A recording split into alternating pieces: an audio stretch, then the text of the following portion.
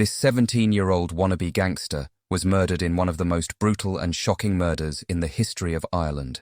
Cian Mulready Woods was a young teen growing up in Drogheda, just outside Dublin. He was the nephew of Owen Maguire, who was shot and left paralysed by notorious gangster Robbie Lawler in July 2018.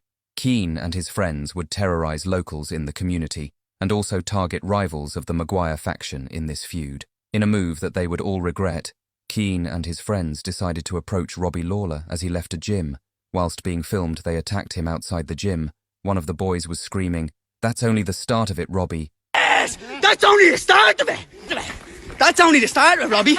As they punched him in the face. He then drops his gym bag and starts fighting back before laughing in his attackers' faces. Lawler's gym bag was stolen in the fight, and his attackers then posted photos of themselves wearing his flip-flops, one of them being Cian Woods, who would pose on social media wearing Lawler's Gucci flip-flops. Cian was said to have associates on both sides of the feud, so a few days following the attack, he met up with Paul Crosby, who was a friend of Lawler's. Crosby paid for Cian's taxi fare and took him to a car, which Gerard Cruz drove to a house owned by drug addict Gerard McKenna. Cian was lured to this house under false pretenses, and once he walked in, he was attacked by Lawler. He was murdered, and his body dismembered with hand and power tools. His arms and legs were discovered in a Puma bag at a house in Coolock in Dublin. His head and feet were found in the boot of a car burned out in Dublin, and his torso was found following a search in Drogheda.